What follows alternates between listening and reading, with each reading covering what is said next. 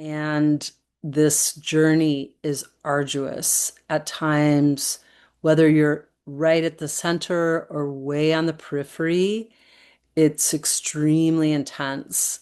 And if you've been following astrology for, say, the last 20 years, let's actually shorten that to about 18 years, we've been really in a wild time. And it's gotten particularly wild since 2017. And then it really started to kick into gear in 2020. And we happen to also be in the heart of a big intensity of 2026. We're just out of eclipse season, but still feeling it because our sun is even still in that Pisces node zone a little bit. And also, eclipses just get reactivated when various aspects happen and the like. And we also just had this monumental event that hasn't happened in almost 6,400 years, which was Saturn and Neptune at the 0 degree and 45 minutes of Aries. That's the beginning of the ecliptic of the zodiac. Meanwhile, Uranus is at the very end of Taurus and conjunct with the fixed star Algor, which has a whole myth around decapitation of leadership, basically. And that's exactly what we saw, and literally that operation from a military standpoint in which they killed the Ayatollah Khomeini and family members and other people in the government on February 28th, 2026. And so we're watching all of this happen. Some people are experiencing it, and this is all happening concurrent with the Epstein files stuff that's lighting up many of us, survivors, disenfranchised, particularly women, and and people who adore and want to protect children, don't want to hurt children. Many of us are lit up, especially when we hear that the attack on the primary girls' school in southern Iran was possibly a double tap strike. They're investigating that right now, and that's when they attack and then they wait for the rescue to start to happen and they attack again. It's sadistic, if you ask me, and it's a military strategy. It's actually considered a war crime. And we're watching this happen, and it's tremendous, it's heartbreaking, and I know many of us would just like for it to go away. And will that happen? Yes, this too shall pass. These are basically tempering experiences as souls we are developing. And we also are often in our sympathetic nervous system right now. So some of us are fawning, we're expressing lots, we have tons of opinions. I've been receiving some of that from people. I've actually been whacked twice recently, which is just it's a psychic term when somebody is basically creating an ouch, a micro or macro aggression. And some of us are freezing and in fight or flight. And it's one of these times. So we are really trying to keep on keeping on because life does go on, and really it's the show must go on. And we also want to proceed gently, want to be in at least a friendly place with ourselves. And that's how we create inner peace. We make friends with ourselves, we accept and welcome ourselves.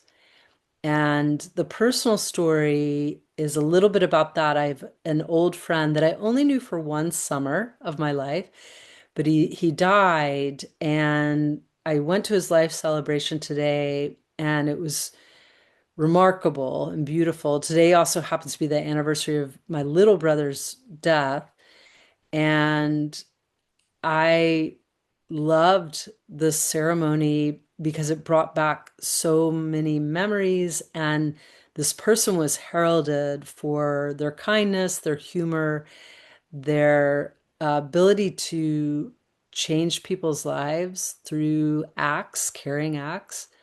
And this person was born about 7 months before I was. We were both born into hard times. So think 1968, the Tet Offensive, the My massacre had happened in Vietnam.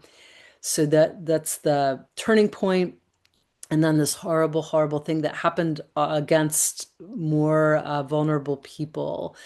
That's the My massacre, where there are reports of even, babies being killed and these just terrible, terrible things. And Martin Luther King was assassinated shortly thereafter. Bobby Kennedy was assassinated. So my friend who passed was born a little bit like right before all that happened, and then I was born basically after most of that stuff happened.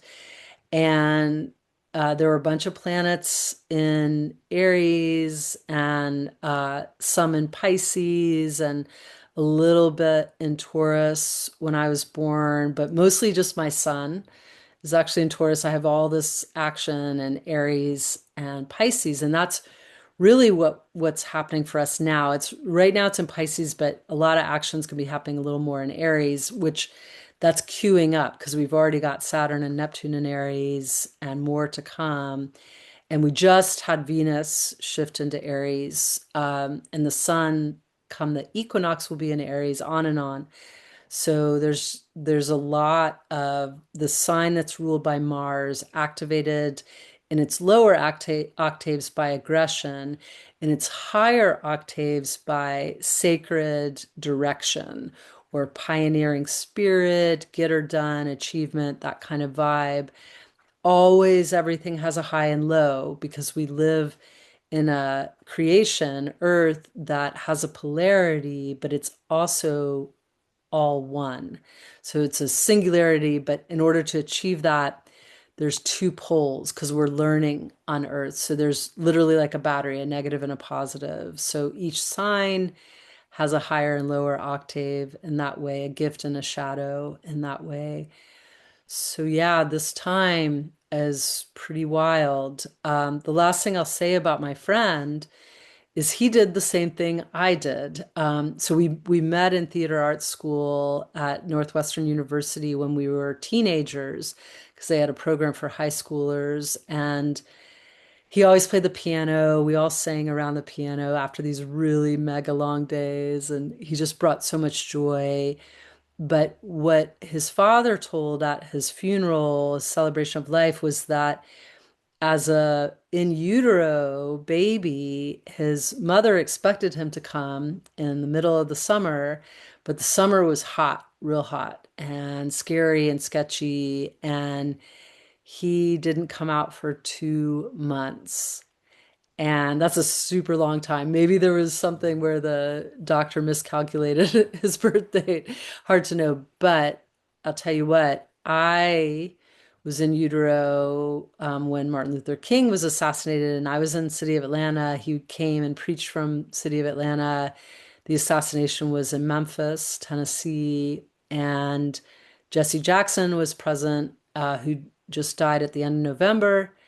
And in utero, as a soul, I think I was just checking out this whole scene, like, oof, okay, my body actually needs some swaddling right now. It needs to be compressed in my mother's womb, and it needs to feel like it's going to be okay to incarnate in this lifetime, and I'm going to be ready for the lessons.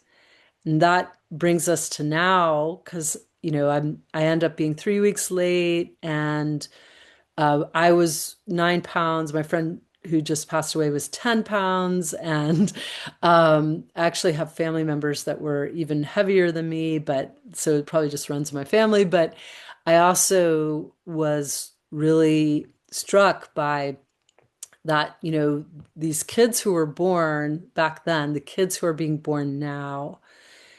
I think we need a little extra, and we are maybe a little extra, as the Gen Z would say, even though we're Gen X and kind of hide in the shadows a little bit as a generation. We also, I think we're ready for these trials and tribulations. I do not necessarily look forward to them. I have a spiritual practice of trying to look forward to them, but I think we're ready. And with that, I also want to extend hearts outward and all around, and having a moment to sense the heightened levels of suffering, sadly, due to the actions, thoughts, and decisions of a group, a collective, perhaps several collectives working worldwide or centralized in various governments that are mentally imbalanced or otherwise have some level of derangement. And that's why we're seeing what we're seeing. But a little bit like the Bhagavad Gita, when Krishna talks to Arjuna and says, this has got an aspect to it of destiny. There's always free will, but there's an aspect that's destiny. And really, as people in our lives, we need to tap into our sva dharma. So it's really our sacred duty of what we're meant to do, the role that we are best playing, the one where we find flow and satisfaction, and we don't even need a reward because it feels so good to be doing it. This is what's assembling right now. More and more people are tapping into their sva dharma. I notice indirectly, there's a historian, one of the many historians talking right now, who's been talking about Buddhist teaching around kind of holding your torch, your special light. And it brings me so much joy. They just talk about it very quickly when they give commentary right now, but that's exactly what it is. We're all finding what our inner blueprint vibration is, the vibration in the very first developmental pattern in utero, the drum beat that became us, is what we're tapping into now. And my dear friend, who just passed away, found that in his life. I know I've tapped into it here and there, and need to more and more tap into my certainty around it, but also let go of whatever might not be working right now and soothe, just like me as a little baby and my friend as a little baby in utero, find the pressure of finding my nervous system calming into parasympathetic, the part of our nervous system where we can rest and digest, pause and ponder, tend and befriend. And with that, I bid you adieu. I appreciate your being here, yours in carrying the light.